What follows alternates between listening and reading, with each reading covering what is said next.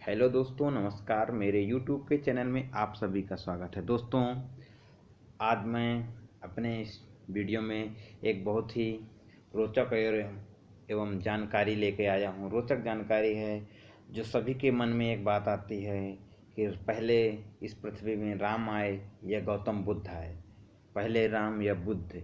तो मैं अपनी जिस जैसे जानकारी मुझे मिली ऐतिहासिक घटनाओं के चक्र के अनुसार, तो उसके अनुसार मैं आपसे ये बताऊंगा कि इस पृथ्वी में पहले राम आए या गौतम आए।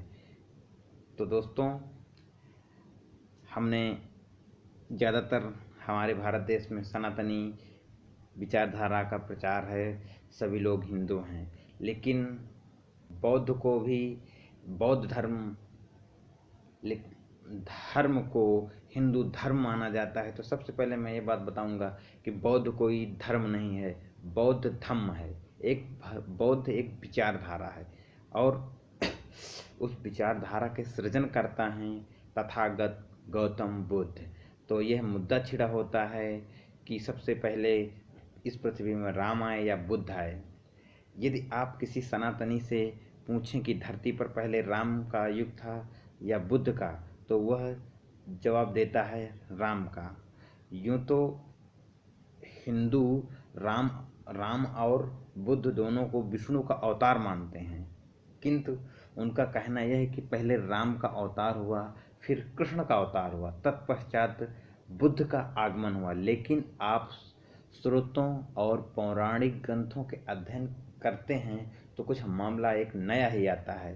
तो आइए मैं बताऊंगा बिंदुवार। सबसे पहले बताऊंगा, गौतम बुद्ध ने अपने जीवन काल में ये शायद कभी भी राम का उल्लेख नहीं किया।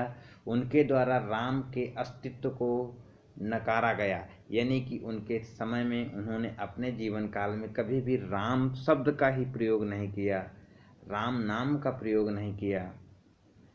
इससे यह ज्ञात होता है कि उनकी उस स्थिति में राम का अस्तित्व नहीं रहा होगा, पर राम ने अपने मुंह से बुद्ध का नाम लिया।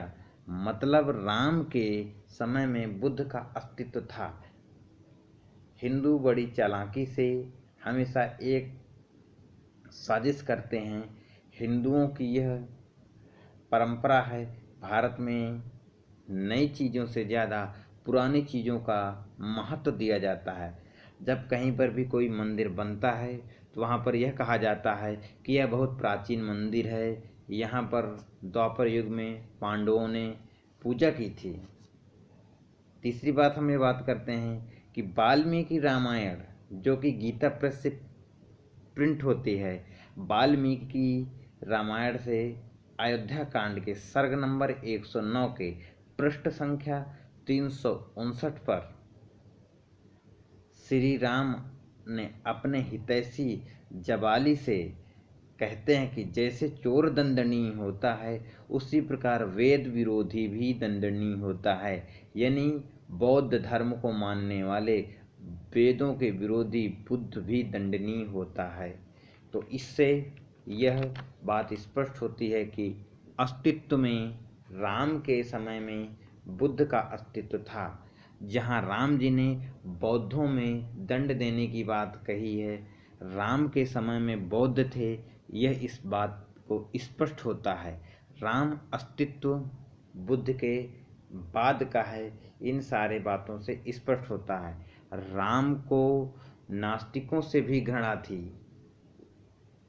सर्ग नंबर 109 के पृष्ठ नंबर 359 के दोहे में यह स्पष्ट किया गया है कि राम को नास्तिकों से भी नफरत थी, घृणा करता था।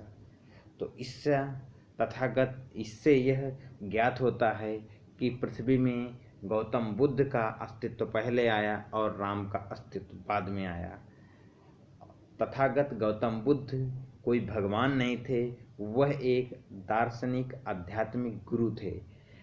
अतः मेरे द्वारा दी हुई आपको जानकारी कैसे लगी कमेंट बॉक्स में लिखें। और मैंने इसके पहले भी कुछ वीडियो बनाए हैं और मैंने किस प्रकार खंडित किया है बातों को कि वह क्षत्रिय नहीं हैं, राम के वंशज नहीं हैं, किस प्रकार पृथ्वी के इतिहास में मानव का विकास हुआ, उसके बाद गौतम बुद्ध का विकास हुआ। तो आज मैंने एक नई जानकारी आपको दी कि किस प्रकार से यह हम जान सकते हैं कि राम और बुद्ध में कौन पृथ्वी पर सबसे पहले आया। तो गौतम बुद्ध के समय में राम का अस्तित्व की बात नहीं की गई, लेकिन राम के समय में गौतम बुद्ध की और बौद्ध धर्म के अस्तित्व की बात की गई है। इससे यह ज्ञात होता है कि राम पहले आए, राम बाद में आए, गौतम बुद्ध पहले आए, राम बाद में आए। तो दोस्तों, दी हुई जानकारी आपको कैसे लगी कमेंट बॉक्स में लिखें, और चैनल को सब्सक्राइब नहीं किया है तो रेड बटन दबाकर सब्सक्राइब करें और वीडियो को शेयर करें। लोगों को वास्तविकता की जानकारी होना बहुत ज़रूरी है। अंधकारमय ज्ञान बहुत ही खतरनाक होता है। जैसे कि सभी लोगों के दिमाग में यह अभी तक बातें थी, गौतम बुद्ध राम के बाद में हैं और बौद्ध धर्म हिंदू ही धर्म का भाग है। लेकिन अब जो पुख्ता साबूत निकल रहे हैं, कुछ जानकारियाँ प्राप्त हो रही हैं, जैसे कि वोल्गा से गंगा तक की किताब में भी लिखा गया कि साकेत है अयोध्या का नाम।